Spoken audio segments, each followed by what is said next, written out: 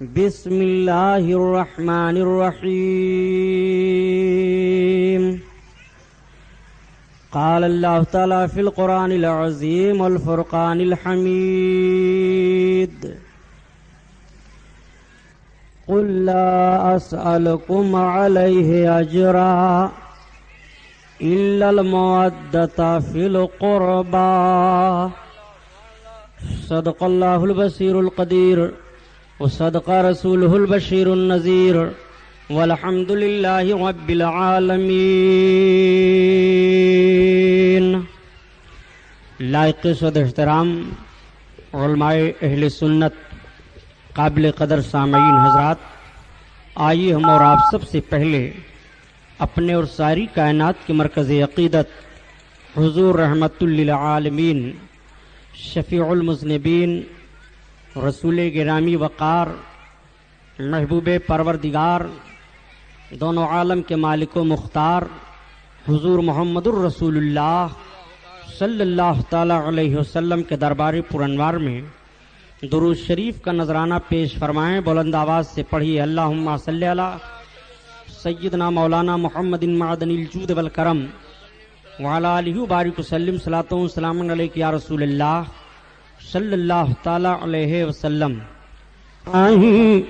رتیا سے ہوئی ہے بہان بھورا ہے ریما جان سیدنا کا تہر بنا نہیں رتیا سے ہوئی ہے بہان بھورا ہے ریما جان سیدنا کا تہر بنا رات دینا گھیرے دین کے دشمن مدد کے لیے آؤ شاہ زمن بنا تہر سورج لکان چاندوا بتان سیدنا کا تہر بنا نہیں رتیا سے ہوئی ہے بہان بھورا ہے ریم جان سیدنا کا تہر بنا۔ درود پاک پڑھو۔ اللہم صلی علی سیدنا مولانا محمد معدن الجود والکرم وعلی آلہ بارک وسلم صلاۃ و سلام علیک یا رسول اللہ صلی اللہ علیہ وسلم۔ اسلام تیری نبض نہ ڈوبے گی حشر تک، اسلام تیری نبض نہ ڈوبے گی حشر تک، تیری رگوں میں خون ہے رواں چار یار کا، تیری رگوں میں ہے خون رواں چار یار کا۔ ہم نے کل عرض کیا تھا کہ حضرت مولائے کائنات علی المرتضیٰ رضی اللہ تعالی عنہ داماد رسول صلی اللہ تعالی علیہ وسلم کی بڑی عظیم شان ہے، بہت فضیلت والے ہیں۔ مولائے کائنات صلی اللہ تعالی علیہ وسلم مخلصین کے بھی امام ہیں، حضرت علی متقیوں کے بھی امام ہیں، حضرت علی پرہیزگاروں کے بھی امام ہیں، حضرت علی تمام اولیاء اللہ کے امام ہیں۔ حضرت علی رضی اللہ تعالیٰ عنہ کے خلوص کا حال یہ تھا، آپ کی نیت اس طرح خالص تھی کہ جب تاریخ کا جائزہ لیا جاتا ہے اور مولائے کائنات رضی اللہ تعالیٰ عنہ کی مقدس زندگی سامنے لائی جاتی ہے تو ذہن کو حیرانی ہو جاتی ہے، فکر کو پریشانی لاحق ہو جاتی ہے کہ کتنا خلوص تھا حضرت علی کے اندر، اور کیوں نہ حضرت علی کے اندر خلوص ہو۔ حضرت مولائے کائنات کا نام ہی علی ہے۔ آج ساری دنیا میں کسی کا نام آپ بگاڑنا چاہیں تو بگاڑ سکتے ہیں، جس کے بھی نام کو آپ الٹ دیں تو اس کا نام الٹ جاتا ہے۔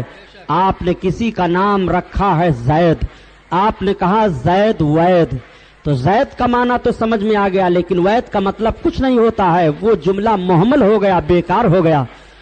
آپ دنیا کی چیزوں کا نام لے لیں، آپ نے پانی کہا تو آدمی نے سمجھ لیا پانی وہ چیز ہے جو پینے کی چیز ہے جس سے پیاس بجھتی ہے، لیکن آپ نے جب کہا کہ پانی وانی پی لیا جائے تو پانی سے تو پانی سمجھا جا رہا ہے، لیکن وانی سے کچھ نہیں سمجھا جا رہا ہے۔ لفظ بولا تو گیا لیکن لفظ کا معنی بیکار ہو گیا۔ آپ نے کہا کھانا وانا تو کھانا کا مطلب تو سمجھ میں آ گیا، لیکن وانا کا مطلب کچھ سمجھ میں نہیں آیا۔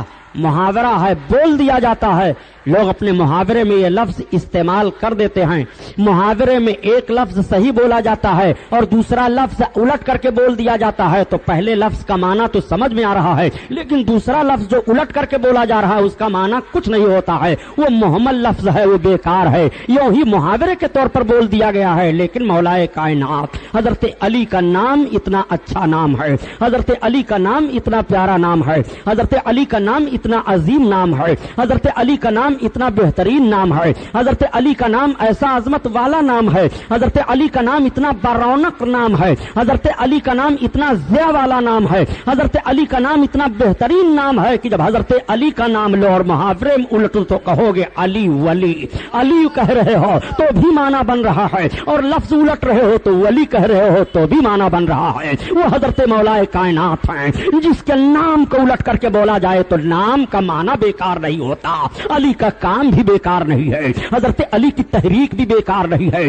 हजरत अली की तनवीर भी बेकार नहीं है, हजरत अली का मिशन भी बेकार नहीं है, हजरत अली का ज़ाब्ता और वसूल भी बेकार नहीं है। मौलाए कायनात ने वसूल और ज़ाब्ता क्या मुरत्तब फरमाया है, सिर्फ एक वसूल और एक ज़ाब्ता। आप देखते चलिए हजरत अली ने खुलूस का पैगाम किस तरह से दिया है, हजरत अली ने नियत की सफाई किस तरह से पेश की है। मौलाए कायनात रज़ी अल्लाह ताला अन्हो के सामने नबी कौनैन की ये हदीस पाक है, अल्लाह के हबीब इरशाद फरमाते हैं इन्नमल आमालु बिन्नियात, अमलों का दारो मदार नियत पर है। अगर नियत सही है तो उस अमल का सवाब आपको मिलेगा, और अगर नियत सही नहीं है, रिया का मामला है, तो प्यारे रिया के मामले से, दिखावे के मामले से आपको कुछ नहीं हासिल होगा।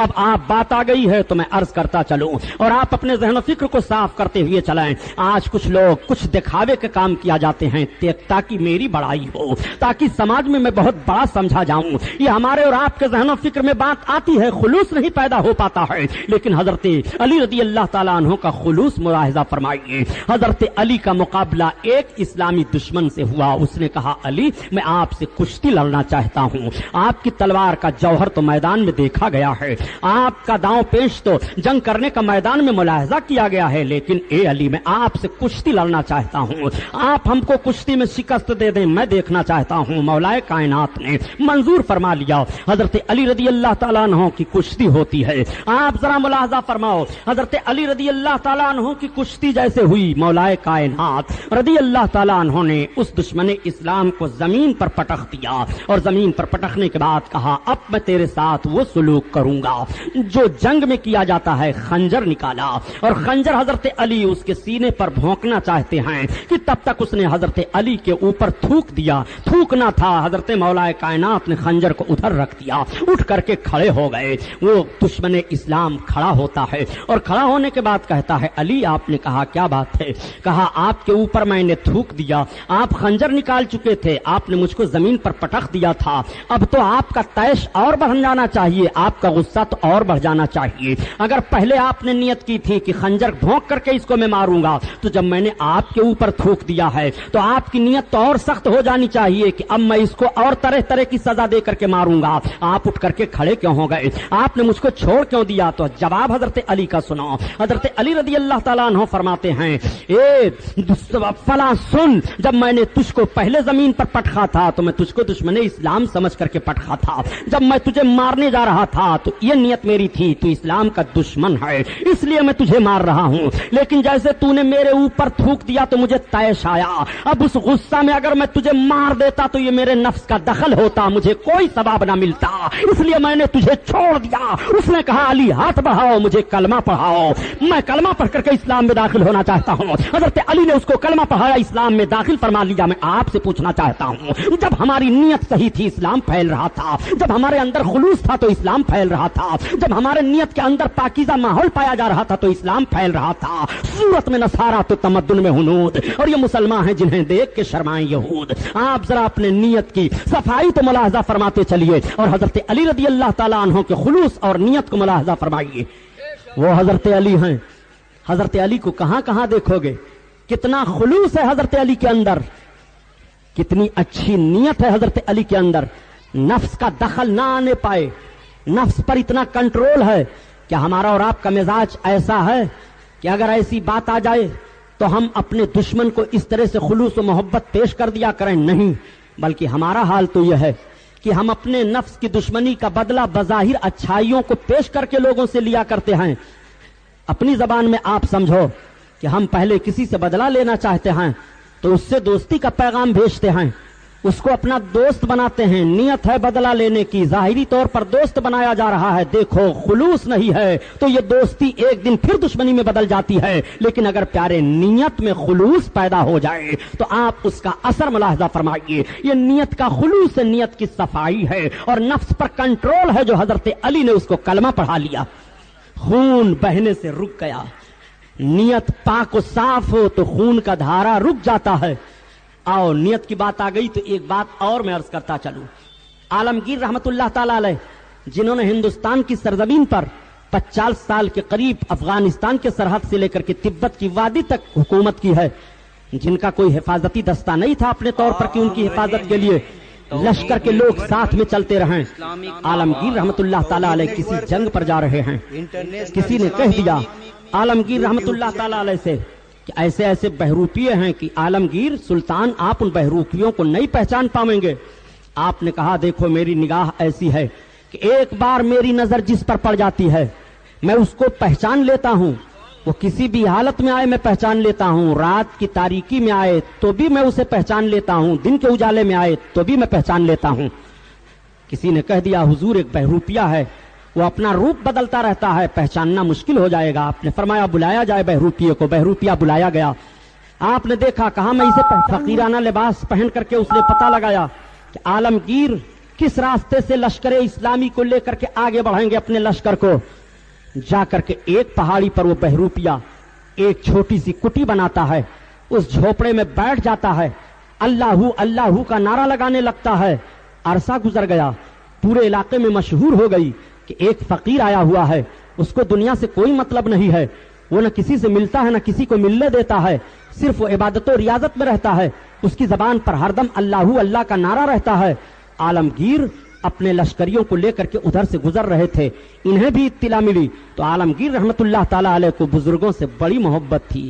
عالمگیر رحمت اللہ علیہ کو بزرگوں سے بڑا پیار تھا, وہ بزرگوں کا بڑا احترام کیا کرتے تھے, ان کی دعائیں لیا کرتے تھے. حالانکہ عالمگیر رحمت اللہ علیہ اپنی صدی کے مجدد اعظم ہیں. عالمگیر رحمت اللہ تعالی علیہ نے تجدیدی کارنامہ انجام دیا ہے, اور اعلیٰ حضرت کا تجدیدی کارنامہ یہ ہے کہ بھارت ہی کی سرزمین سے عالمگیر رحمت اللہ تعالی علیہ نے 500 علماء کو اکٹھا کیا تھا اور ایک کتاب لکھوائی تھی فقہ حنفی میں جس کا نام فتاوی عالمگیری ہے. آج وہ کتاب ساری دنیا میں فقہ میں چل رہی ہے اور مستند ہے. سلطنت اسلامیہ بھی جہاں ہے وہاں پر بھی آج وہ فقہ کی کتاب رکھی رہتی ہے, اس سے انصاف کیا جاتا ہے, اس سے شرعی مسائل بتائے جاتے ہیں. یہ ہمارے ہندوستان کو یہ فخر حاصل ہے کہ عالمگیر نے اسی سرزمین پر رہ کر کے 500 علماء کی جماعت سے فتاوی عالمگیری کی ترتیب دلوائی ہے. اپنے وقت کے عالمگیر مجدد اعظم ہیں, ایسے ویسے نہیں ہیں. عالمگیر کو کشف بھی حاصل ہے. حضرت عالمگیر رحمت اللہ تعالی علیہ چلے جا رہے ہیں, کسی نے کہہ دیا یہیں ایک جھوپڑا پہاڑی کے بیچ میں پایا جا رہا ہے, ایک فقیر وہاں پر ہے. عالمگیر رحمت اللہ علیہ نے فرمایا چلو زیارت کر لی جائے, دعا لے لی جائے. عالمگیر آگے بڑھے, اطلاع دی گئی فقیر کے جھوپڑے کے دروازے پر کسی نے کھڑے ہو کر کے کہا شہنشاہ ہندوستان اورنگزیب عالمگیر آ رہے ہیں. تب تک آواز دیا فقیر نے یہاں کسی شہنشاہ کی ضرورت نہیں ہے, میں ایک بے نوا فقیر ہوں, مجھے اپنے جھوپڑے میں پڑے رہنے دو, کوئی ضرورت نہیں ہے. لوگوں نے کہا حضور فقیر تو آنے کی اجازت نہیں دیتا ہے. عالمگیر کی محبت اور بڑھ گئی, ان کا قدم اور آگے بڑھا. آگے بڑھ کر کے جھوپڑے پر کھڑے ہوئے دروازے پر آپ نے السلام علیکم کہا. فقیر نے سلام کا جواب دیا. فقیر نے وہیں سے ڈانٹا شہنشاہ یہاں کسی شہنشاہ کی ضرورت نہیں ہے, یہ مجھ غریب فقیر کا جھوپڑا ہے, ہمیں اپنے رب کو یاد کرنے دو. شہنشاہی تمہارے لیے زیب دیتی ہے, سلطانی تمہارے لیے زیب دیتی ہے, آپ جس کام پر جا رہے ہو جاؤ, ہمیں ہمارے کام پر چھوڑ دو. عالمگیر نے سمجھ لیا کہ یہ بہت بڑا فقیر ہے, واقعی اب اس کا چہرہ دیکھا جائے, اس کی زیارت کی جائے. عالمگیر رحمت اللہ علیہ حجرے کے اندر داخل ہو جاتے ہیں, اور داخل ہونے کے بعد جیسے چہرے پر نگاہ پڑی تو دیکھا کہ چہرہ بڑا خوبصورت دکھائی دے رہا ہے. یہ فقیر ہے اور ایسا اللہ کی عبادت میں موہ ہے کہ کسی سے کوئی علاقہ اس کو نہیں ہے, کسی سے کوئی تعلق اس کو نہیں ہے. عالمگیر نے سلام کرنے کے بعد اپنا تاج اتارا, اور تاج اتارنے کے بعد جیسے قدم پر رکھنا چاہا, فقیر نے تاج کو ہاتھ میں لے لیا, عالمگیر کا قدم چوما. عالمگیر چونک پڑے کہ فقیر میرا قدم چوم चूम रहा है। उस फकीर ने मुस्कुराते हुए कहा, ए शहंशाह हिंदुस्तान, हमने आपको धोखा दे दिया, मैं वही बहरूपिया हूँ, मुझको आपने कहा था मैं पहचान लूंगा, देखिए मेरा कारनामा, आप मुझे पहचान ना सके। आलमगीर सख्ते में पड़ गए। आलमगीर रहमतुल्लाह अलैह ने फरमाया, ए बहरूपिया, आप जो इनाम तू तलब कर मैं देने के लिए तैयार हूँ, जो तू मांग मैं देने के लिए तैयार हूँ। बहरूपिया ने रोते हुए ताज तो आलमगीर को वापस किया और उसने कहा, ए सुल्तान, अब मेरे परवरदिगार की याद में मुझे रहने दो, मैंने फकीराना लिबास बना लिया तो रब ताला शहंशाह को मेरे कदम पर झुकाता है। अगर मेरे दिल में खुलूस पैदा हो जाए तो सारी खुदाई फकीर के कदमों में चली आएगी। इसलिए अब मैं रिया छोड़ करके मुखलिस इबादत करूंगा, मेरी नीयत साफ हो गई है। जरा नीयत की सफाई मुलाहिजा फरमाइए। इन्नमल आमालु बिन्नियात। नारे तकबीर, नारे रिसालत, नारे रिसालत, हज़रत अल्लामा सुभानी साहब क़िबला, नारे तकबीर, नारे रिसालत। हजरत अली रदी अल्लाह ताला अन्हो की नियत आपने देख लिया, कितना खुलूस है मौलाए कायनात के अंदर। और एक बता दूं, हजरत अली की जरा दादो दहिश तो मुलाहिजा फरमाइए। हजरत अली कूफा में हैं। हजरत अली एक घोड़े पर सवार थे, आप जा रहे थे, नमाज का वक्त हो गया, आप घोड़े से उतर पड़े। आपने एक आदमी को बुलाया और इरशाद फरमाया, मुझे पहचानते हो? कहा, अमीरुल मोमिनीन में पहचानता हूं। कहा, तुम एक काम करो, मेरे घोड़े को देखा करो, मैं नमाज अदा करके आ रहा हूं। हजरत अली ने उसको घोड़ा देखने के लिए मुतय्यन कर दिया, नमाज पढ़ने के लिए चले गए। तो हजरत अली फरमाते हैं कि जब मैं जा रहा था तो मैं रास्ता में सोच रहा था कि अभी जब मैं वापस हूंगा तो इसको 2 दिरहम दे दूंगा घोड़ा की उजरत देखने की। हजरत अली फरमाते मैं अपने दिल में ये सोच रहा था, ये नियत मैंने कर ली। अब जब हजरत अली नमाज पढ़ने के लिए चले गए तो इधर जो घोड़ा देख रहा था, इसने क्या किया, इसने कहा, अमीरुल मोमिनीन को तो मैं पहचानता हूं लेकिन वो शायद मुझे नहीं पहचानते। घोड़े को लेकर के चला गया दूसरे तरफ, घोड़े की जीन को उतार लिया और उस घोड़े के जीन को 2 दिरहम में बेच दिया, घोड़ा छोड़ दिया, भाग गया। मौलाए कायनात तशरीफ लाए तो देखा कि अपनी जगह पर घोड़ा नहीं है। आप बढ़े आगे तो देखा कि एक जगह घोड़ा है और उसी के करीब में एक ताजिर के पास मेरे घोड़े की जीन है। मैंने उससे कहा, ये मेरे घोड़े की जीन है, तुम्हारे पास कैसे आई? उसने कहा, अमीरुल मोमिनीन, अभी अभी आया था एक आदमी, 2 दिरहम में ये घोड़े की जीन बेच करके गया। मैंने कहा, घोड़ा बेचोगे? नहीं। तो उसने कहा, नहीं, घोड़ा नहीं बेचता हूं, सिर्फ जीन ले लो, मैं इस जीन को बदल देना चाहता हूं। तो मैंने इस जीन को 2 दिरहम में ले लिया है। वो घोड़ा लेकर के चला गया। हजरत अली फरमाते हैं, देखो वो घोड़ा मेरा है, ये जीन मेरी है, मैं नमाज पढ़ने के लिए जा रहा था, मैंने रखवाली के लिए उसको कर दिया था, मेरा घोड़ा देखा कर मैं नमाज पढ़ करके आ रहा हूं। हाय अफसोस, उसको मिले वही 2 दिरहम। अगर वो सब्र किया होता तो वही 2 दिरहम अली के हाथ से पा जाता। अगर वो सब्र किया होता तो अली के घोड़े की रखवाली का सवाब उसे मिलता। अगर वो सब्र किया होता तो दयानतदारी का सवाब उसे मिलता। उसको उसके नफ्स ने हिलाक कर दिया। मिनको मिले उसको 2 ही दिरहम चोरी के रास्ते से मिले। इसलिए मैं अर्ज करता हूं, ये प्यारो, रोजी मुकद्दर है, बंदा रोजी को हलाल रास्ते से ढूंढता है, वही रोजी हलाल रास्ते से आ रही है। और अगर रास्ता उसने हराम बदल दिया तो वही रोजी हराम रास्ते से आ रही है। इसलिए रोजी मुकद्दर है। हजरत अली का खुलूस देखो, आपकी नीयत देखो, आपके अंदर कितना खुलूस था कि मैं इसको अभी उजरत आकर के वापस दे दूंगा। मौलाए कायनात रदी अल्लाह ताला अन्हो खलीफा हैं। हजरत अमीर माविया रदी अल्लाह ताला अन्हो शाम के गवर्नर हैं। हजरत अमीर माविया शाम के गवर्नर किसने उनको बनाया था, कैसे वो बने थे? तो सबसे पहले हजरत अबू बकर सिद्दीक ने हजरत अमीर माविया को शाम का वाली बनाया था, शाम का गवर्नर सबसे पहले हजरत अबू बकर ने बनाया है। ए हजरत अमीर माविया को गाली देने वालों लोगों, सहाबा को गाली न दो, सहाबा को गाली देने से अपनी जबान को संभालो। नबी कौनैन सल्लल्लाहु अलैहि वसल्लम ने रोका है कि मेरे बाद मेरे सहाबा को गाली ना देना। आका इरशाद फरमाते हैं, असहाबी कन नुजूम, मेरे सहाबा सितारों की तरह हैं, इनमें से तुम जिसकी इक्तिदा पाओगे, करोगे, राह पा जाओगे, हिदायत पा जाओगे। आका करीम सल्लल्लाहु तआला अलैहि वसल्लम ने इरशाद फरमाया कि असहाबी कुल्लुहुम आदिलुन यादुलुन, मेरे जितने सहाबा हैं सबके सब आदिल हैं, सबके सब जन्नती हैं। अल्लाह के रसूल सल्लल्लाहु अलैहि वसल्लम ने अपने सारे सहाबा को जन्नत की बशारत अता फरमाई है कि मेरे जितने असहाब हैं सबके सब आदिल हैं, मेरे असहाब को मेरे बाद गाली न देना। आप अगर तारीख का मुताला करते हैं तो कभी कुछ लोग तारीखों को पढ़ते पढ़ते तो ज्यादा जहन पर जोर लगाते हैं, तो वो कह देते हैं कि साहब ये तो सहाबा में भी बड़ा इख्तिलाफ हुआ, तलवारें चल गई, खून बहा, ऐसे कैसे? آپ اپنے ذہن پر وہیں گرفت کیجئے، پابندی لگائیے۔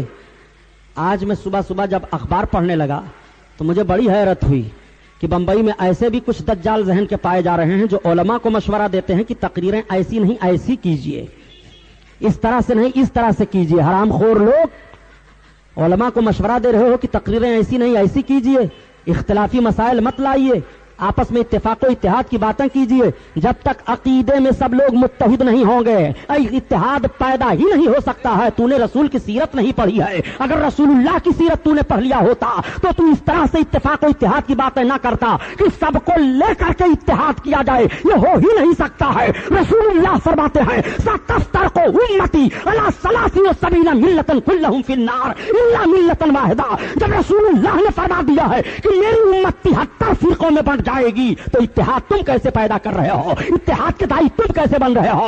اس لیے تمہیں کہنا پڑے گا کہ جب تک عقیدے میں لوگ متحد نہیں ہوں گے اتحاد پیدا نہیں ہو سکتا۔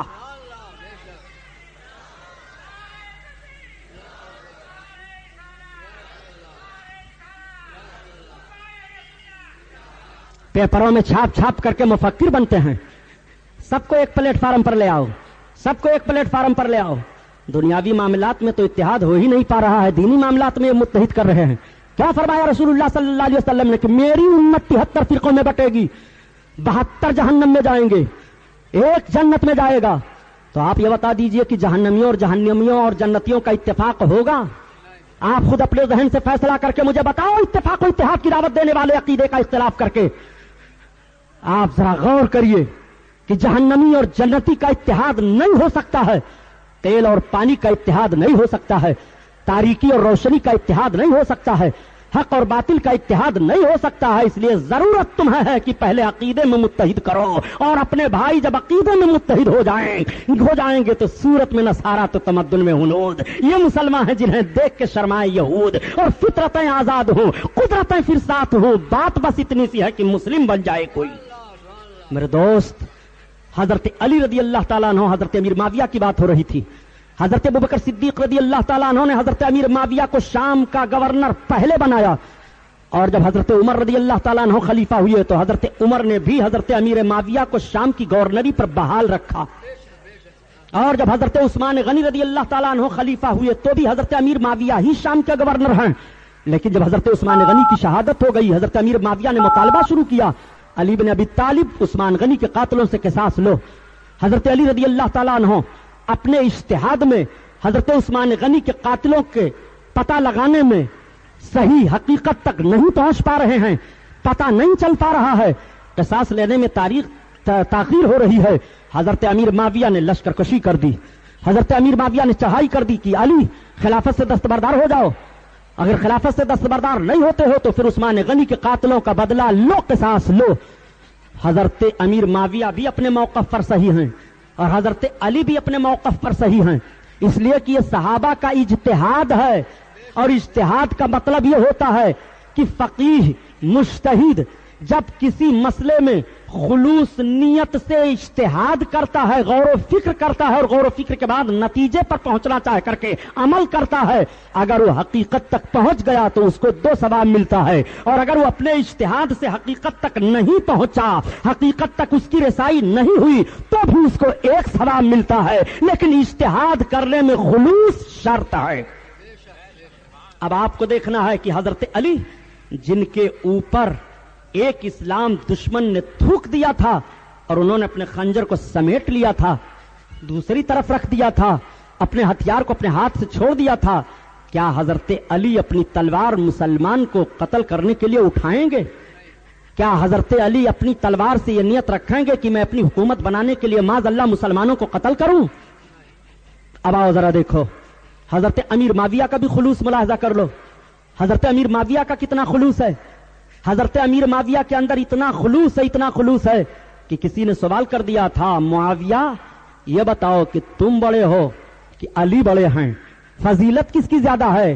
تو امیر معاویہ رضی اللہ تعالیٰ عنہ کے الفاظ سنو، آپ فرماتے ہیں کہ علی جہاد کے لیے جس گھوڑے پر سوار ہو کر کے چلتے ہیں، اس گھوڑے کے ٹاپ کے نیچے کی جو دھول اڑ رہی ہے معاویہ اس دھول کے برابر بھی نہیں ہے۔ خلوص تو ذرا ملاحظہ فرمائیے، خلوص کی بات بتاؤں حضرت امیر معاویہ کی، حضرت امیر معاویہ کے خلوص کا حال یہ تھا، اللہ اکبر، کہ جب حضرت امیر معاویہ اور حضرت علی کے بیٹے حضرت امام حسن سے جنگ کی نوبت آئی تھی، تو حضرت امیر معاویہ نے حضرت علی سے جو جنگ کی تھی صفین کے میدان میں، اس میں دونوں طرف سے 90,000 مسلمان شہید ہوئے تھے. دونوں طرف سے مسلمان شہید ہوئے، دونوں طرف سے صحابہ ہیں. اتنی سخت جنگ ہوئی تھی، اجتہاد میں اس طرح سے سخت اختلاف ہوا تھا. تو اجتہاد میں تو اتنی تلواریں چلی، اور اگر آج اجتہاد میں غلطیاں ہو جا رہی ہیں تو کہہ رہے ہیں کہ یہ مولانا لوگ لڑائی کروا رہے ہیں، یہ مولانا لوگ اختلاف پیدا کر رہے ہیں، حرام خور کہیں کے. پتا کچھ نہیں ہے، مولانا لوگ لڑائی کرواتے ہیں. ہاں حضرات دیکھو، حضرت علی رضی اللہ تعالیٰ عنہ اور حضرت امیر معاویہ کو دونوں طرف سے 90,000 مسلمان شہید ہو گئے تھے. حضرت امیر معاویہ نے سوچا کہ اگر حسن ابن علی سے بھی میری جنگ ہوتی ہے تو حفاظ کرام نہیں رہ جائیں گے، صحابہ نہیں رہ جائیں گے، وہ لوگ جن پر ہمیں ناز ہے تقوی اور طہارت میں، وہ لوگ نہیں رہ جائیں گے.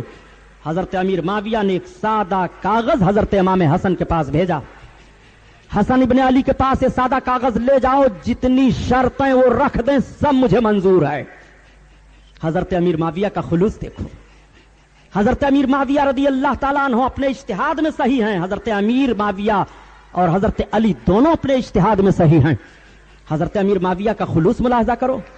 جب حضرت علی سے اختلاف ہوا اور آپسی اختلاف کا علم روم کے شہنشاہ ہرقل اعظم کو ہوا، ہرقل بادشاہ نے جب سنا کہ معاویہ ابن سفیان اور علی ابن ابی طالب ان دونوں میں اختلاف ہوا ہے، مسلمانوں میں دو جماعتیں ہو گئی ہیں اور آپس میں خون ریزی ہو رہی ہے، تو خفیہ قاصد معاویہ ابن سفیان کے پاس یعنی حضرت امیر معاویہ کے پاس ہرقل اعظم نے بھیجا. اس خفیہ قاصد سے کیا کہا؟ جاؤ یہ تحفے تحائف لے جاؤ اور امیر شام معاویہ کو دو، اور معاویہ سے کہہ دو کہ اگر انہیں لشکر کی ضرورت ہو تو ہم پوری طاقت کے ساتھ امیر معاویہ کا ساتھ دینے کے لیے تیار ہیں. ہرقل اعظم کا قاصد شام میں آیا حضرت امیر معاویہ کے پاس، اور جب حضرت امیر معاویہ کے پاس قاصد پہنچا، تحفے پیش کیا. آپ نے کہا کیسا تحفہ ہے؟ کہا ملک روم کے شہنشاہ ہرقل اعظم کا تحفہ ہے. کہا کیوں تحفہ بھیجا ہے؟ اس نے کس خوشی میں بھیجا ہے؟ کہا ہرقل اعظم نے یہ بھی کہا ہے کہ آپ سے اور علی سے اختلاف ہو گیا ہے، جنگ کی نوبت آ گئی ہے. ہرقل اعظم نے کہا ہے کہ ان تحفوں کو قبول کریں امیر، اور اگر لشکر کی ضرورت ہو تو امیر حکم دیں، ہم لشکر لے کر کے امیر کی امداد کے لیے آ رہے ہیں.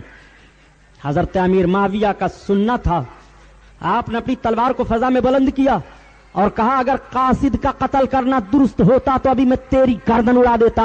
ان تحائف کو تو لے جا. پیر سے ٹھوکر مار دیا اور کہا ایسے تحائف کو میں جوتے سے اڑا رہا ہوں، مجھے ایسے تحفوں کی ضرورت نہیں ہے. اور ہرقل سے کہہ دو یہ میرا علی کا اپنا اختلاف ہے، میں ہرقل پر اپنی فوج بھیجنے کے لیے تیاری کر رہا ہوں، وہ ہماری طرف فوج کیا بھیجے گا. یہی وجہ ہے کہ سب سے پہلے قسطنطنیہ پر حضرت امیر معاویہ نے لشکر کشی فرمائی تھی. وہ حضرت امیر معاویہ ہے، یہ حضرت امیر معاویہ کا خلوص ہے.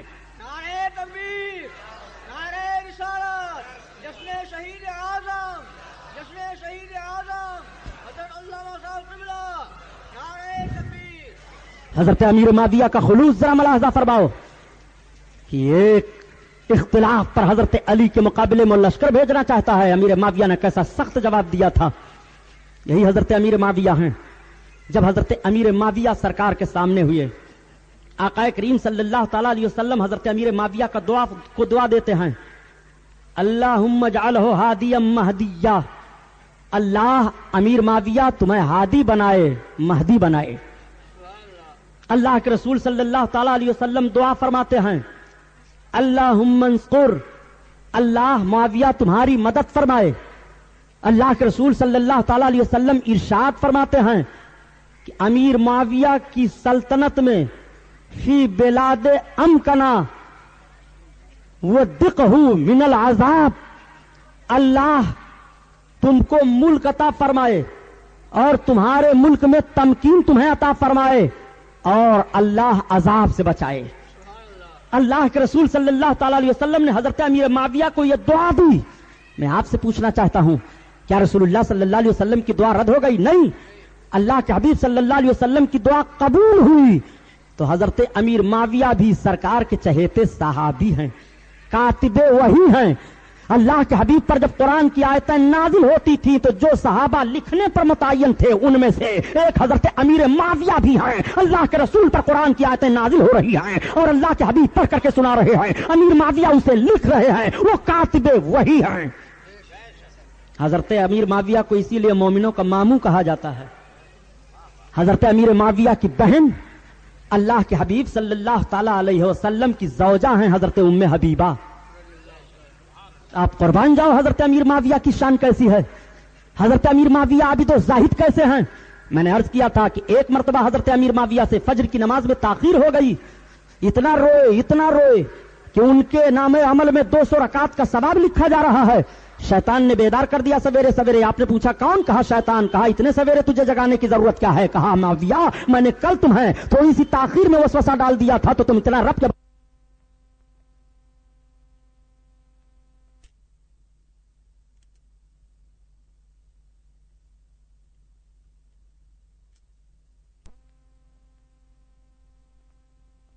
دو سو رکعت کا ثواب لکھا جا رہا ہے.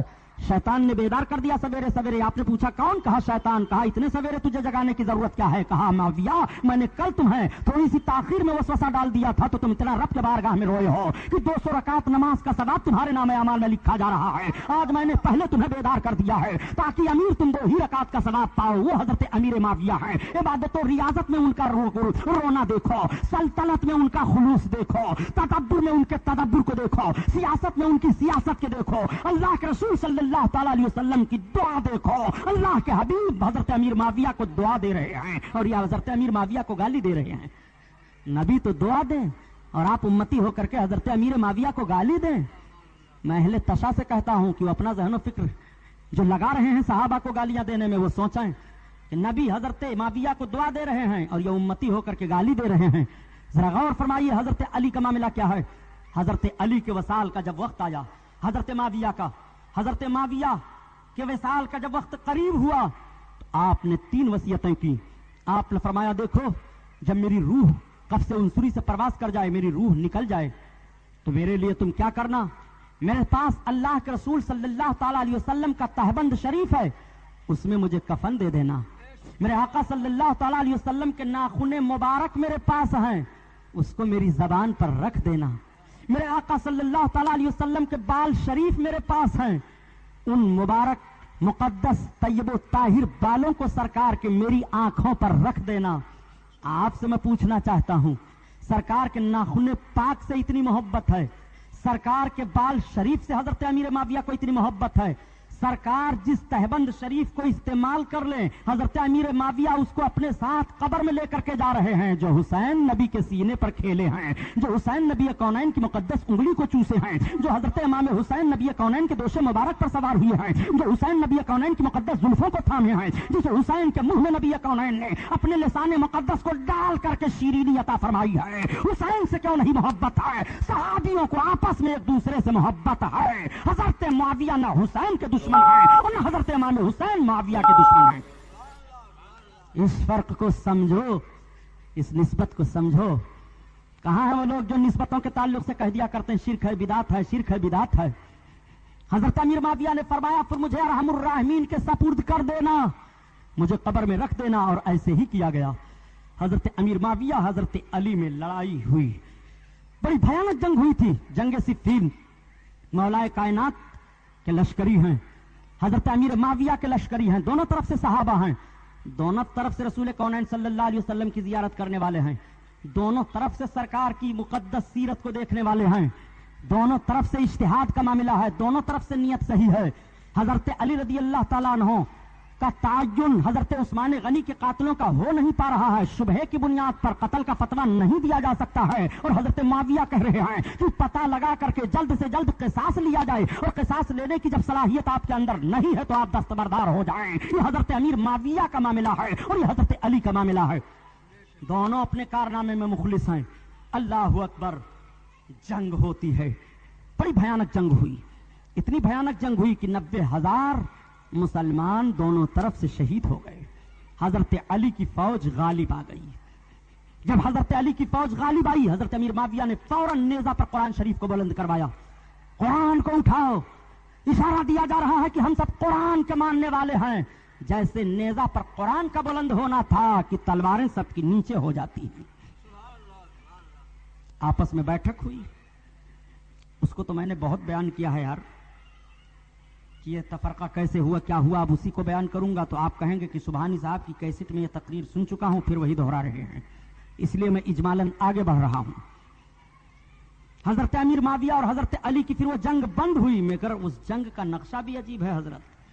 جب تاریخ پڑھیے تو عجیب عجیب معاملہ پایا جاتا ہے. اس جنگ میں حضرت ابو ہریرہ بھی گئے تھے. حضرت ابو ہریرہ رضی اللہ تعالیٰ عنہ بڑے عظیم صحابی ہیں سرکار کے. سرکار کی حدیثوں کو بیان کرنے کے لیے بخاری شریف میں صرف حضرت ابو ہریرہ رضی اللہ تعالیٰ عنہ کی روایت کردہ 2000 حدیث ہیں. وہ حضرت ابو ہریرہ رضی اللہ تعالیٰ عنہ ہیں. حضرت ابو ہریرہ کا حال یہ تھا کہ جب کھانے کا ٹائم ہوتا تھا تو حضرت امیر معاویہ کے لشکر کی طرف چلے جاتے, اور جب جنگ ہونے نماز پڑھنے کا وقت ہوتا تو حضرت علی کے پیچھے آ کر پڑھتے, اور جب جنگ ہونے لگتی تو یہ الگ ہو جاتے تھے, پہاڑی کے بغل میں کھڑے ہو جاتے تھے. لوگوں نے کہا ابو ہریرہ یہ کیا بات ہے؟ تو کہا دسترخوان معاویہ کا اچھا ہے, کھانا وہاں کھا لیتا ہوں, نماز علی کی اچھی ہے, نماز یہاں پڑھ لیتا ہوں, اور دونوں ہیں مسلمان. جب جنگ ہوتی ہے تو میں کسی طرف نہیں رہوں گا, الگ کھڑا ہو جاتا ہوں. عجیب عجیب نوعیت ہے. آپ ذرا ملاحظہ تو فرمائیں. اس لیے صحابہ کے جو آپسی اختلافات ہوئے, ہم مسلمانوں کو اجازت نہیں ہے کہ ان کے تعلق سے لب کشائی کریں, ان کے تعلق سے کچھ سوچیں نہیں, بلکہ ہم ایمان رکھیں کہ رب نے قرآن عظیم میں فرمایا ہے السابقون الاولون, وہ لوگ پہلے ایمان والے لانے والے ہیں, رسول پر جان نچھاور کرنے والے ہیں, وہ جنتی ہیں, آپس میں ایک دوسرے کے محب ہیں. رب ان لوگوں کے بارے میں فرماتا ہے جو میرے محبوب کے اصحاب ہیں وہ سب کے سب جنتی ہیں. متعدد آیات کریمہ اصحاب کے بارے میں ہیں. اس لیے ہم مسلمانوں کو ضرورت اس بات کی ہے کہ اگر ان کے آپسی اجتہادات کے اختلافات ہوئے ہیں تو ہم ان میں لب کشائی نہ کریں.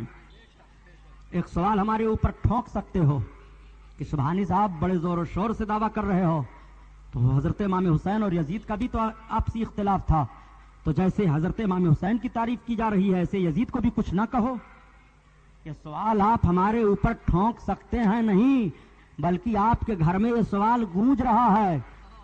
آپ یزید کو رضی اللہ تعالیٰ عنہ کہتے ہو, اور پوچھ لو غیر مقلد مولویوں سے, اگر غلط ثابت ہو جائے تو آپ جو سزا دینا چاہیں میرے لیے اعلان کر دیں, میرے خلاف عدالت میں مقدمہ قائم کر دیں, عزت حتک کا دعویٰ کرو. پوچھو غیر مقلد مولویوں سے کہ یزید کو رضی اللہ تعالیٰ عنہ کہنا چاہیے کہ نہیں کہنا چاہیے. خدا کی قسم تمہیں پتہ چل جائے گا کہ ان کا ذہن و فکر یزیدی ذہن ہے کہ ان کا ذہن و فکر حسینی ذہن ہے. یہ بات تو آ گئی جو میں نے بتا دیا, تاکہ یہ سوال نہ ٹھوکیں, یہ سوال نہ کریں کہ پھر ان کے اختلافات ذاتی تھے, اجتہاد کے تھے. جی نہیں, حضرت امام حسین کی نیت تو صحیح ہے, اصلاح امت کی نیت ہے, مگر یزید کے اندر آمریت آ گئی تھی. یزید کے اندر گناہ کرنے کا جوش و جذبہ پیدا ہو گیا تھا. امام حسین یزید کے گناہ پر یزید سے لڑے ہیں, اور حضرت امیر معاویہ اور حضرت علی کا اختلاف جو ہوا ہے وہ گناہ کی بنیاد پر نہیں ہوا ہے, بلکہ آپس میں اجتہاد کی بنیاد پر ہو رہا ہے. یہ کہہ رہے ہیں ایسا کیا جائے, اور وہ کہہ رہے ہیں کہ جب صحیح تعین نہیں ہو پا رہا ہے تو شبہے میں قتل کرنا جائز نہیں ہے. حضرت علی کا یہ فتویٰ ہے. دونوں طرف سے فتویٰ ہے اور دونوں کا صحیح معاملہ ہے. اور یہاں تو فتویٰ کی بات ہے ہی نہیں, یہاں تو ایک طرف فتویٰ ہے تو دوسری طرف لقوہ ہے, تو دونوں میں اتفاق و اتحاد کا معاملہ کہاں ہے؟ اب آپ ذرا غور فرمائیں. حضرت علی حضرت امیر معاویہ میں مصالحت ہو گئی. حضرت امیر معاویہ شام کے گورنر رہے, حضرت امیر معاویہ کو گورنری کا عہدہ رہا, حضرت علی رضی اللہ تعالیٰ عنہ خلیفۃ المسلمین رہے. جب حضرت علی کی شہادت ہوئی, حضرت علی رضی اللہ تعالیٰ عنہ شہید ہوئے, تو حضرت امام حسن رضی اللہ تعالیٰ عنہ کو آپ کا خلیفہ منتخب کیا گیا. 6 مہینہ تک حضرت امام حسن خلافت کے دعوے دار رہے, خلافت کی ذمہ داریوں کو سنبھالتے رہے. لیکن جب اختلاف بڑھا اور اختلاف بڑھنے کی صورت میں میرے آقا کا فرمان سامنے آیا, حضرت امام حسن کے تعلق سے میرے سرکار نے ایک مرتبہ فرمایا تھا کہ اس میرے بچے کے ذریعہ سے اللہ تعالیٰ مسلمانوں کے 2 گروہوں میں صلح کرائے گا, مسلمانوں کے 2 گروہوں میں صلح کرائے گا. سرکار کے الفاظ کو سمجھو, سرکار دونوں جماعت کو مسلمان کہہ رہے ہیں. تو میرے آقا جب دونوں جماعت کو مسلمان کہہ رہے ہیں تو ایک جماعت کی تعریف کرنا، دوسری کو گالی دینا، یہ کہاں ہمارے اور آپ کے لیے درست ہے؟ چنانچہ باتیں آپس میں ہوئیں. حضرت امام حسن کے ماننے والے تیار ہو گئے کہ ہم امیر شام سے جنگ کریں گے، آپ ہی خلیفہ رہیے. حضرت امام حسن نے انکار فرما دیا، نہیں. تب تک حضرت امیر معاویہ کا قاصد پہنچ گیا سادہ کاغذ لے کر کے اور کہا، یا امیر شام، امیر معاویہ کی طرف سے میں لے کر کے آیا ہوں، آپ اس پر جو شرطیں لکھ دیں. حضرت امام حسن رضی اللہ تعالیٰ عنہ نے اپنی شرطوں کو سادہ کاغذ پر لکھ کر کے بھیج دیا. اس میں سے ایک شرط یہ بھی تھی کہ میں آپ کو خلیفۃ المسلمین تسلیم کرتا ہوں، آپ کے بعد خلافت مسلمانوں کا حق ہوگا، مسلمان جس کو چنیں گے خلیفہ وہ ہوگا. اگر مسلمان میرے بھائی حسین ابن علی کو چن لیں گے تو حسین ابن علی خلیفہ بنائے جائیں. یہ شرط بھی حضرت امام حسن نے لکھ کر کے امیر معاویہ کو دے دیا. حضرت امیر معاویہ نے شرطوں پر دستخط کیا، شرط کی منظوری ہو گئی. حضرت امیر معاویہ خلیفۃ المسلمین امیر المومنین بنے اور حضرت امام حسن نے دستبرداری کا معاملہ پیش کر دیا. اب ذرا غور فرماؤ، حضرت امیر معاویہ نے کیا کیا کارنامہ انجام دیا. حضرت امیر معاویہ کے دور حکومت میں اسلامی سلطنت کی وسعت کس کس طرح سے ہوئی. پہلا دستہ حضرت امیر معاویہ نے قسطنطنیہ پر بھیجا. یہ لوگ بہت چیختے اور چلاتے ہیں کہ رسول اللہ نے ارشاد فرمایا کہ پہلا دستہ، پہلا لشکر اسلامی جو قسطنطنیہ پر حملہ آور ہوگا مغفور لہو، وہ سب کے سب بخشے بخشائے ہیں. صحیح ہے، میرے آقا کی حدیث پاک ہے، میرے آقا نے صحیح فرمایا ہے. تو یہ کہتے ہیں کہ یزید بھی تو اس میں شامل تھا. آپ ذرا تاریخ اٹھا کر کے پڑھ لو اور یزید کی زندگی پڑھ لو. آپ ذرا غور فرمائیے، تاریخ اور مطالعے میں وسعت پیدا کر کے تاریخ کو توڑو مروڑو نہیں آر ایس ایس کی طرح، جیسے بھارت میں آر ایس ایس والے تاریخ کو توڑ مروڑ کر کے اور ظلم و بربریت کا ننگا ناچ ہر دم ناچنے کی کوشش کرتے ہیں. ایسے آپ تاریخ کو توڑو مروڑو نہیں. حضرت امیر معاویہ نے جو لشکر اسلامی بھیجا تھا قسطنطنیہ کی طرف، وہ یزید ابن معاویہ نہیں ہے بلکہ وہ دوسرے ہیں. یزید کی عمر 4 برس کی تھی اس وقت. اب کہاں معاملہ پایا جاتا ہے؟ اچھا فرض کر لو حضرت ان کی بات ہی مان لی جائے، ان کی بات ہی تسلیم کر لی جائے کہ جو پہلا لشکر اسلامی کا دستہ ہوگا سب بخشے بخشائے ہیں. اب آپ سے میں پوچھنا چاہتا ہوں کہ رسول اللہ نے تو یہ بھی فرمایا ہے کہ جس نے بسم اللہ الرحمن الرحیم پڑھ لیا وہ بخش دیا جائے گا. تو کوئی کہے کہ میں بسم اللہ الرحمن الرحیم پڑھ لیا ہوں، اب میں بخش دیا گیا، اب میں جا رہا ہوں چوری کروں گا، شراب پیوں گا، زنا کروں گا، تو آپ کا فتویٰ کیا ہوگا؟ آپ کا فتویٰ کیا ہوگا؟ آپ ذرا مجھے بتائیے. رسول اللہ نے تو یہاں تک فرمایا کہ سلام پھیلاؤ تمہارے لیے جنت بخش دیے جاؤ گے. تو آپ سلام کر لو، بس روزہ نماز سب چھوڑ دو کہ سرکار کا تو فرمان ہے کہ سلام پھیلاؤ جنتی ہو جاؤ گے. آپ ذرا فتوے کی زبان میں ہم سے بات تو کیجئے. ایک آدمی رسول اللہ کی حدیث پاک پر عمل کر رہا ہے، نبی نے فرمایا کہ جس نے سلام کو پھیلایا وہ جنت میں جائے گا. تو آپ صرف سلام پھیلاتے رہیے، نماز چھوڑ دیجئے، حج چھوڑ دیجئے، زکات دینا چھوڑ دیجئے، قرآن کی تلاوت چھوڑ دیجئے اور کہہ دیجئے کہ جب رسول اللہ نے سلام پھیلا دینے ہی پر بخشش کا پیغام دے دیا ہے تو اب ہمیں یہ سب کرنے کی ضرورت کیا ہے؟ نہیں. آپ پھر وہی جملہ دہراؤ گے کہ اگر ہم گناہ کریں گے تو گناہوں کی سزا بھی متعین ہے. جس رسول نے سلام کے پھیلانے پر جنت کی بشارت عطا فرمائی ہے وہی نبی کونین سلام چھوڑ دینے پر بھی سزا کا تعین فرما رہے ہیں. جس رسول نے سلام پر جنت کی بشارت دے دی ہے وہی میرے آقا نماز کے ترک پر بھی عذاب الہی کا پیغام دے رہے ہیں، وعید اور عذاب کی بات بتا رہے ہیں. نماز چھوڑو گے تو تمہیں اتنا عذاب ہوگا، روزہ چھوڑو گے تو تمہیں یہ عذاب ہوگا. اب آپ ذرا غور فرمائیے کہ یزید اگر اس لشکر میں شامل ہی تھا تو یزید نے جو مدینہ کی بے حرمتی کی ہے، یزید نے جو امام حسین کو قتل کروایا ہے، یزید نے جو اللہ کے حبیب صلی اللہ علیہ وسلم کی اولادوں کو کربلا کی تپتی ہوئی زمین پر تڑپا تڑپا کر کے اپنے فوجیوں کے ذریعے سے شہید کروایا ہے، دانا پانی سب بند کیا ہے، ظلم کیا ہے، اس ظلم کا کوئی عذاب ہوگا کہ نہیں؟ اس ظلم کی کوئی سزا ہوگی کہ نہیں؟ اس کارنامے کے لیے اسے بھگتنا پڑے گا کہ نہیں؟ ذرا فتوے کی زبان میں بھی بات کرتے چلو تو بھی تمہیں کہنا پڑے گا کہ یزید نے غلط کیا اور امام حسین کے ساتھ جو کچھ ہوا وہ یزید کے اشارے پر ہوا. تو طرفداری کر کے اپنی عاقبت مت برباد کرو یارو. بات چل رہی تھی امیر معاویہ کی. حضرت امیر معاویہ کے دور میں بڑی فتوحات ہوئی ہیں، اسلامی جنگیں ہوئی، حضرت امیر معاویہ نے بڑی ترقیاں کی. حضرت امیر معاویہ نے بھی لشکر کو خوب سنوار سجا کر کے رکھا. مسلمان بہت ہی مستفیض و مستنیر ہو رہے تھے، اسلامی ماحول بڑھ رہا تھا. حضرت امیر معاویہ رضی اللہ تعالیٰ عنہ کے جب وصال کا وقت ہوا تو کچھ ایسے مشیر آپ کے پاس بیٹھنے کے بعد مشورہ کیا کہ امیر آپ بیمار ہیں، بیماری کے بعد آپ کا آخر خلیفہ امیر المومنین کون بنے گا؟ نہ ہو تو یزید کو بنا دیا جائے۔ حضرت امیر معاویہ نے فرمایا مسلمان برداشت نہیں کریں گے۔ کیوں نہیں برداشت کریں گے؟ اس لیے کہ یزید کے اندر لاؤبالی پن ہے، یزید کے اندر لڑکپن پایا جا رہا ہے۔ امیر ٹھیک ہو جائے گا، وہ درست ہو جائے گا۔ کچھ حکومت کے لالچی ایسے تھے، کچھ دنیا دار ایسے تھے، کچھ ایسے تھے جن کو ان کے نفس نے دھوکہ دے دیا تھا۔ ایسا مشورہ وہ دے رہے تھے۔ حضرت امیر معاویہ حج کے موقع پر آئے اور جیسے آپ نے اشارہ کیا تو مسلمانوں میں اشتعال دیکھا گیا۔ امیر معاویہ خاموش ہو گئے۔ مورخین اس کو بھی تو لکھتے ہیں۔ آپ اگر یہ کہہ دیں کہ حضرت امیر معاویہ نے اپنے بعد یزید کو خلیفہ نامزد کر دیا تھا، یہ حضرت امیر معاویہ کی انتہائی غلطی ہے، تو میں عرض کروں گا کہ جس تاریخ کو یہاں آپ پڑھ رہے ہیں وہیں پر یہ بھی تو تاریخ ہے کہ حضرت امیر معاویہ رضی اللہ تعالیٰ عنہ جب یزید کو تاکید کی تھی کہ تمہیں پابند شرع ہونا پڑے گا، تمہارے اندر کوئی شریعت کی خامی نہ ہو تاکہ مسلمان لب کشائی نہ کریں، اور جب انہوں نے دیکھا تھا اپنے وسائل کے وقت کے قریب کہ اس کے اندر پابندیاں نہیں ہو پا رہی ہیں، تو حضرت امیر معاویہ نے حضرت امام حسن کے صلح کا وہ دفعہ لے کر کے آپ نے وصیت نامہ لکھ کر کے مدینہ شریف روانہ فرمایا تھا کہ حسین ابن علی کے پاس یہ پہنچا دیا جائے اور مسلمانوں کے پاس پہنچا دیا جائے یزید نا اہل ہے۔ یزید کو خبر کر دی گئی کہ تمہارے باپ تو وصال میں ہیں، تمہارے باپ تو جاکنی کے عالم میں ہیں، مگر اس طرح سے وصیت نامہ لکھ کر کے بھیجا جا رہا ہے۔ راستے میں یزید نے اسے پکڑوا لیا تھا اور پکڑوانے کے بعد اس کو بدل دیا تھا اور اپنی بیعت کا مطالبہ کر کے امام علی مقام کی طرف بھیج دیا تھا۔ ادھر حضرت امیر معاویہ کا وصال ہو گیا، حضرت امیر معاویہ کا وصال ہوا۔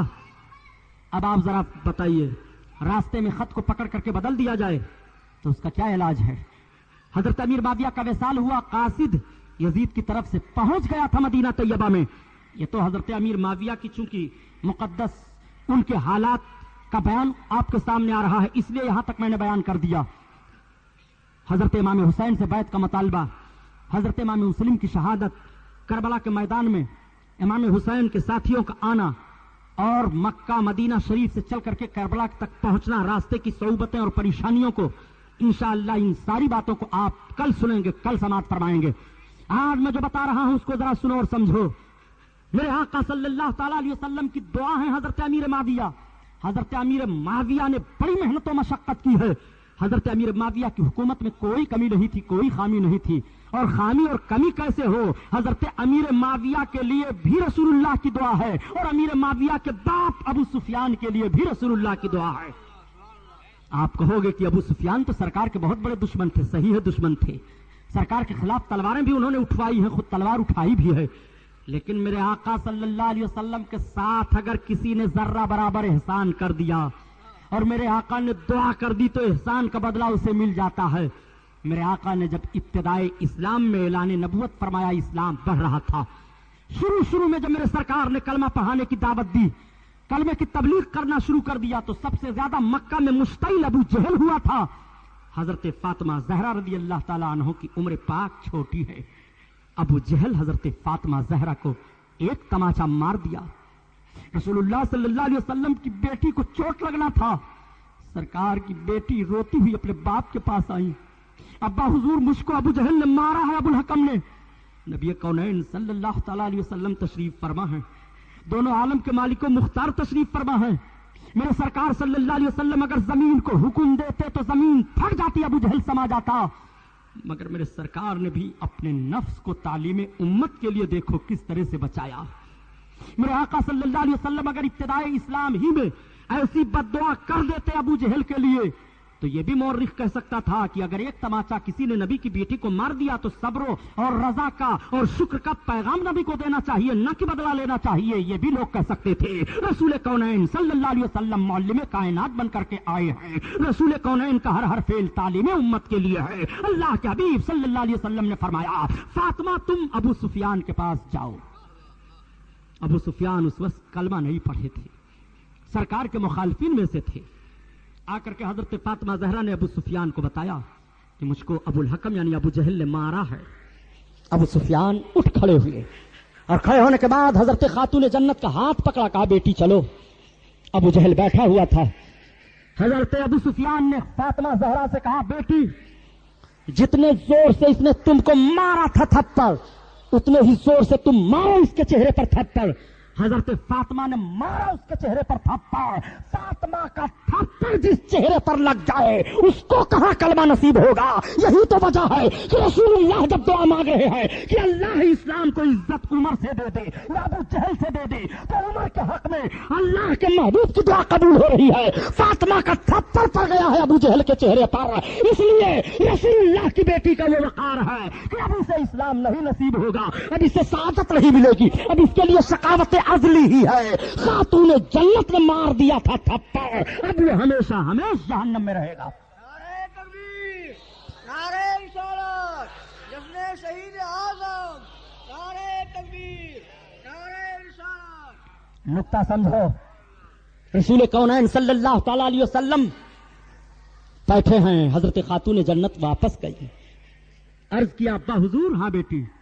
ابو سفیان میرا ہاتھ پکڑ کر کے لے گئے, میں نے ان سے شکایت کی اور ہاتھ پکڑ کر کے لے گئے تو ابو جہل بیٹھا ہوا تھا. انہوں نے کہا بیٹی تم مارو کھینچ کر کے تھپڑ. ابا میں نے مارا اس کے چہرے پر کھینچ کر کے تھپڑ.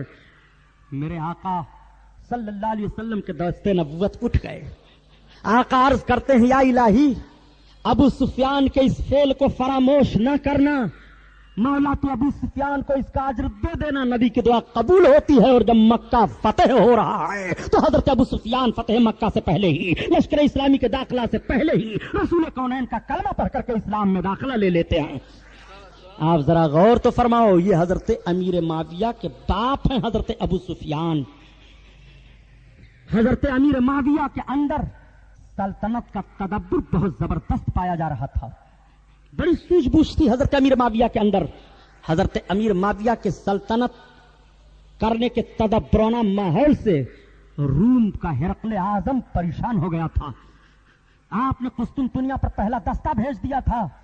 اتنی دور اسلامی مجاہدین نہیں گئے تھے. یہ سب سے پہلا دستہ حضرت امیر معاویہ کا ہے جو سمندروں کو پار کرتے ہوئے قسطنطنیہ کی طرف بڑھ رہا تھا. آپ ذرا دیکھیں, ان کا جوش و جذبہ ملاحظہ فرمائیں. اس دستہ میں حضرت ایوب انصاری بھی تھے, اس دستہ میں بڑے بڑے صحابہ بھی تھے, بڑے بڑے مجاہد تھے, متقی پرہیزگار تھے, اللہ اکبر, اللہ کے رسول صلی اللہ تعالی علیہ وسلم کے محبین تھے. جا رہے ہیں, قسطنطنیہ پر چڑھائی ہونے والی ہے, لشکر اسلامی کا دستہ جا رہا ہے. میرے دوستو, جب تاریخ اسلامیہ کا مطالعہ کیا جاتا ہے تو طبیعت مچلنے لگتی ہے. کیسے کیسے بہادر تھے یہ, کیسے کیسے جانباز لوگ تھے یہ. آج اسلام کے خاطر اگر ہمیں ایک تھپڑ لگ جائے تو ہم اپنی سبکی محسوس کرتے ہیں. اسلام کے خاطر اگر ہمیں اور آپ کو ایک وقت بھوکا رہنا پڑے تو اپنی سبکی ہم محسوس کرتے ہیں.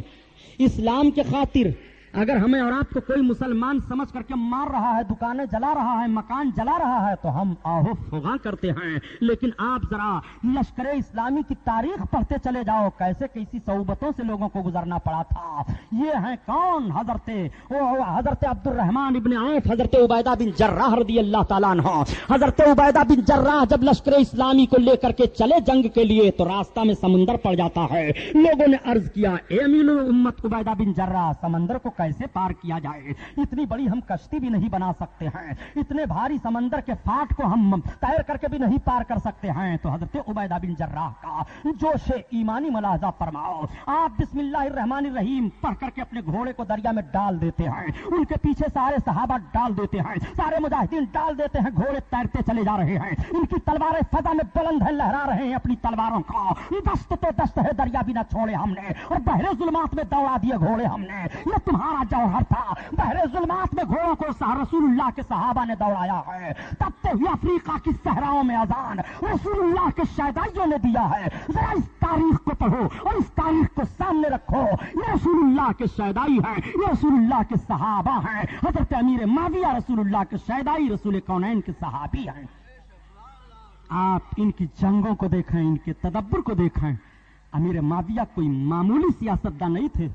حضرت امیر معاویہ کوئی معمولی سلطنت کے کاموں کو انجام دینے والے حکمران نہیں تھے. حضرت معاویہ کا حال تو یہ تھا پیارے, اللہ اکبر, کہ ایک مرتبہ حضرت امیر معاویہ رضی اللہ تعالیٰ عنہ کے سامنے ایک مسئلہ پیش کیا جاتا ہے. بڑا اہم مسئلہ تھا. وہ مسئلہ یہ تھا کہ امام حسن کو اتنے درہم و دینار پیش کیے جاتے ہیں. حضرت امیر معاویہ سے تھوڑی سی تاخیر ہو گئی, درہم پیش کرنے کے لیے جتنا طے تھا کہ وظیفے کے طور پر امام حسن کو بھیجا جائے گا، حضرت امام حسن سوچ رہے تھے کہ ان کے پاس میں خط لکھوں، لیکن آپ نے خط نہیں لکھا۔ رات میں سوئے تو اللہ کے رسول صلی اللہ علیہ وسلم خواب میں تشریف لائے، فرمایا بیٹا اپنی ضرورت کو اپنے رب کی بارگاہ میں عرض کرو، تم یہ دعا پڑھو۔ جب حضرت امام حسن اٹھتے ہیں تو ان کی زبان پر رسول اللہ صلی اللہ علیہ وسلم نے جو خواب میں دعا بتا دیا تھا وہ دعا جاری ہے۔ امام حسن فرماتے ہیں کہ جیسے میں نے چند دن اس دعا کا ورد کیا، حضرت امیر معاویہ کی طرف سے وظیفے کی رقم آ گئی۔ آپ ذرا ملاحظہ فرماؤ، حضرت امیر معاویہ حضرت امام حسن کو وظائف بھیجا کرتے تھے، کوئی تکلیف نہ ہونے پائے ازواج مطہرات کو وظائف بھیجا کرتے تھے۔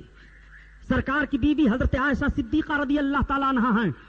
حضرت عائشہ صدیقہ رضی اللہ تعالی عنہا حضرت عثمان غنی کے قتل میں ان قاتلوں سے قصاص لینے کے معاملات میں حضرت امیر معاویہ ہی کی طرف تھی، اور اونٹ پر سوار ہو کر کے اسلامی مجاہدین کے ساتھ گئی بھی تھی۔ میرے آقا نے ایک مرتبہ ارشاد فرمایا تھا، میری بیویوں میں سے ایک بیوی جنگ میں جائیں گی، اوقاز کے کتے بھونکیں گے۔ جیسے حضرت عائشہ بڑھی، اوقاز کا مقام آیا، کتے بھونکنے لگے، نبی کونین صلی اللہ تعالی علیہ وسلم کی پیشین گوئی یاد آ جاتی ہے۔ حضرت ام المومنین عائشہ صدیقہ رضی اللہ تعالی عنہا کو احترام اور عزت کے ساتھ مولا کائنات نے جنگ سے واپس کیا۔ اللہ اکبر، وہ حضرت امیر ہیں۔ امیر معاویہ کا ساتھ جنگ میں حضرت عائشہ دے رہی ہیں، دوسرے صحابہ دے رہے ہیں، اور صحابہ حضرت علی کا ساتھ دے رہے ہیں۔ اس لیے ہمیں اور آپ کو یہ تسلیم کرنا پڑے گا کہ ان کا اجتہاد کا اختلاف تھا۔ وہ مولا کائنات اللہ اکبر جنگ صفین سے واپس ہو رہے تھے۔ حضرت علی رضی اللہ تعالیٰ عنہ اسی میدان میں پہنچے جس میدان کو کربلا کہا جاتا ہے۔ آپ کے لشکری ٹھہرے ہوئے ہیں، میدان کا جائزہ حضرت علی نے دیا، دیکھا، اور دیکھنے کے بعد حضرت علی اس کی مٹی کو اٹھاتے ہیں، زمین پر رکھ دیا، نشاندہی فرماتے ہیں کہ یہاں میرا حسین شہید کیا جائے گا، یہاں اس کے خیمے نصب کیے جائیں گے، یہاں اس کے اونٹ رہیں گے، یہاں جنگ ہوگی، یہاں تلوار چلے گی۔ کربلا کا سارا نقشہ ہونے والا بہت بعد میں ابھی ہے، اور صفین کے مقام سے واپسی کے بعد حضرت علی اس کی نشاندہی فرماتے چلے جا رہے ہیں۔ وہ حضرت علی کا علم ہے، وہ حضرت علی کا کشف ہے، یہ حضرت علی کی عظمت ہے۔ جب حضرت علی کی مقدس نگاہ کا عالم یہ ہے تو رسول اللہ کے نظر کرم کا عالم کیا ہوگا؟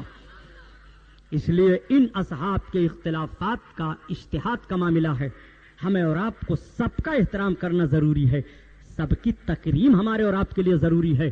یہی اللہ کے رسول صلی اللہ علیہ وسلم نے حکم دیا ہے کہ میرے صحابہ کو لا تسبہم، ان سب کو گالی نہ دینا، انہیں برا نہ کہنا، ان پر زبان تان نہ کھولنا۔ میرے جتنے صحابہ ہیں سب کے سب عادل ہیں، سب کے سب جنتی ہیں۔ حضرت امیر معاویہ صحابی ہیں، جنتی ہیں۔ حضرت علی جنتیوں کے سردار ہیں، رسول اللہ کے داماد ہیں۔ حضرت امیر معاویہ رسول کونین صلی اللہ تعالی علیہ وسلم کے نکاح میں آپ کی بہن حضرت ام حبیبہ ہیں، اس لیے ان کو مومنین کا ماموں کہا جاتا ہے، کاتب وحی ہیں، اس لیے ان کو کاتب وحی کہا جاتا ہے۔ سلطنت میں تدبر رکھنے والے ہیں، اس لیے ان کو امیر کہا جاتا ہے، اور سلطنت اسلامیہ کے سب سے پہلے بانی حضرت معاویہ ہیں۔ حضرت معاویہ سے سلطنت شروع ہو گئی، اس سے پہلے خلافت تھی، ان کو خلفائے راشدین کہا جاتا ہے۔ ان کی حکومت کا دور منہاج علی النبوت کہا جاتا ہے، نبوی طور طریقے پر حکمرانی کرنا۔ اور حضرت امیر معاویہ جب حکمراں ہوئے تو سلطنت کے طور طریقے پر جو حکمرانی کی جاتی ہے وہاں سے سلطنت شروع ہو جاتی ہے، اور یہیں سے خلافت ختم ہو جاتی ہے۔ رسول اللہ نے فرمایا تھا، میں نے کل بیان کیا تھا کہ میرے بعد 30 سال تک خلافت ہوگی، اور اس کے بعد سلطنت آ جائے گی۔ سلطنت اسلامیہ کے سب سے پہلے بانی حضرت امیر معاویہ ہیں۔ حضرت امیر معاویہ کو سب سے پہلے سلطنت کا بانی کہا جاتا ہے۔ میں انشاءاللہ جب 12ویں تقریر کروں گا آپ کے اس اسٹیج پر تو خلفائے بنو امیہ اور خلفائے بنو عباسیہ کی تاریخ پیش کروں گا کہ قتل امام حسین کے بعد ماحول کیا ہوتا ہے اور قاتلان حسین کا انجام کیا ہوتا ہے، اس کو ذہن میں رکھے رہیے گا۔ 12ویں تقریر خلفائے عباسیہ اور خلفائے بنو امیہ کے تعلق سے ہوگی۔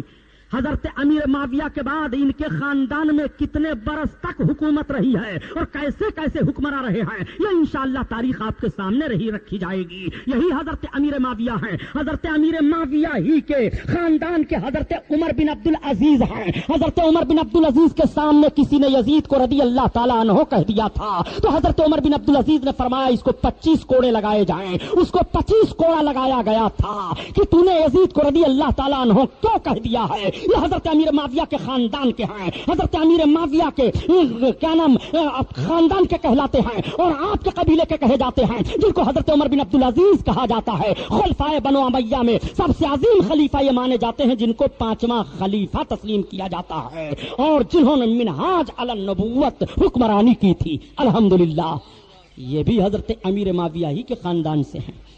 تو حضرت امیر معاویہ کی محبت، حضرت امیر معاویہ رضی اللہ تعالیٰ عنہ کی سلامتی، اللہ ان اصحاب کرام سے ہم کو اور آپ کو مستفیض فرمائے۔ حضرت فاطمہ زہرا رضی اللہ تعالیٰ عنہا اور حضرت امام حسن، حضرت امام حسین رضی اللہ تعالیٰ عنہما، اہل بیت کے فضائل، اس کا بیان انشاءاللہ تعالیٰ کل ہوگا۔ کل اہل بیت کے فضائل پر آپ 9:30 بجے ٹھیک آ جائیں تاکہ پولیس سے ہمیں پرمیشن کی دقت کا سامنا نہ کرنا پڑے۔ میں ٹھیک انشاءاللہ تعالیٰ جیسے آج بیٹھا ہوں ایسے ہی کل 9:30 بجے سے بلا تمہید اپنا بیان شروع کر دوں گا۔ کل اسی محفل میں آپ فضائل اہل بیت سننے کے لیے ٹھیک 9:30 بجے آ جائیں۔ یہ محفل نور زندہ آباد پائندہ آباد۔ اب کھڑے ہو کر سلام پڑھ لیجئے۔ سامعین حضرات، ابھی یہ جو نعتیہ کلام آپ سماعت کر رہے تھے یہ توحید نیٹ ورک کی جانب سے سنایا جا رہا تھا۔ آپ بھی اپنے شہر کے جلسے ریکارڈنگ کرانے کے لیے رابطہ قائم کریں۔